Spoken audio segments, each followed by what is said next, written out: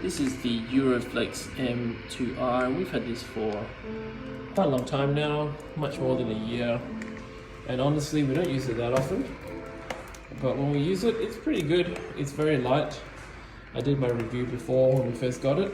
And yes, I did lose that screw, which was this one here. And the company was pretty good about it. It only cost about $8 to replace, so I bought another one. It's the wrong color, obviously, but got it replaced, and now the handle at least doesn't fall off anymore. It's not too heavy, so you can push it around pretty easily. I'll tell you what I don't like about it though, is that putting water in this requires a funnel. So there's it's actually very small. It's actually a very small hole for the water to go in. And so when you're trying to put water in, you have to use the funnel, or you just have to pour super carefully. There's also no way to tell whether the water is full. So you're supposed to measure it out, which I find in real life really troublesome.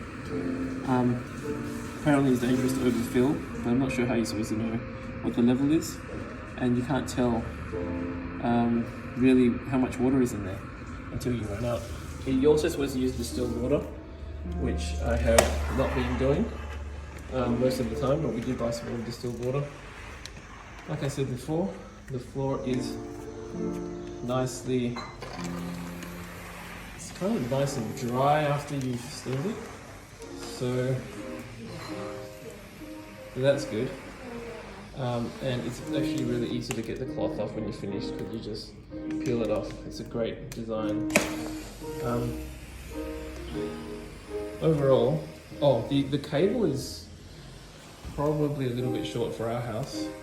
It would have been nice for it to be a little bit longer, but then it would have been a bit tangled and all the rest, so using an extension cord would be a good idea. Apart from that, the water that's in it does last for a couple of washes, depending on how big your house is. But for us, we'll probably have to replace the water every 3 or 4 washes.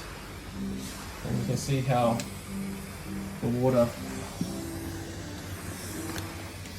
there's actually no water left, which is very different from using a mop. Because when we use a mop, we tend to have a lot of streaks left on the floor. Now there is this trigger button here, and when you press it, you can sort of cause it to steam, which is kind of useful for underneath areas like this. And overall, I think it's pretty good.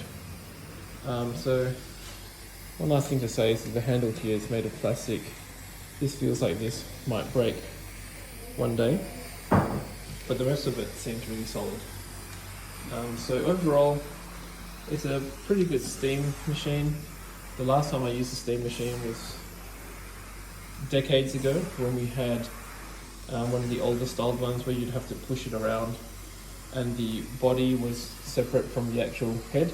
So you'd have a hose connected to the steam machine, and then you'd have to pull around this other thing.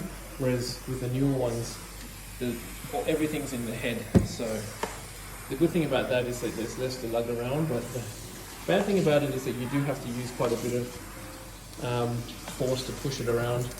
And it could be a bit too heavy for if you're having some medical issues, or you're a bit older. So it could cause a little bit of strain in your back if you're having to push it around.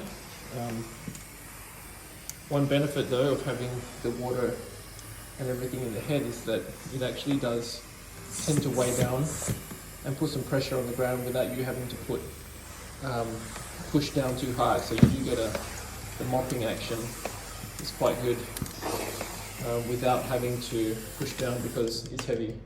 Once you click it up, the steam stops, which is good. The green light has finally come on, which means that the water is, that green light means that it's ready to go. And overall, I think my wife is reasonably happy with the cleanliness of the floors after using this, and it's a pretty good design. So, plenty of power in the steam, and I think overall a pretty good product.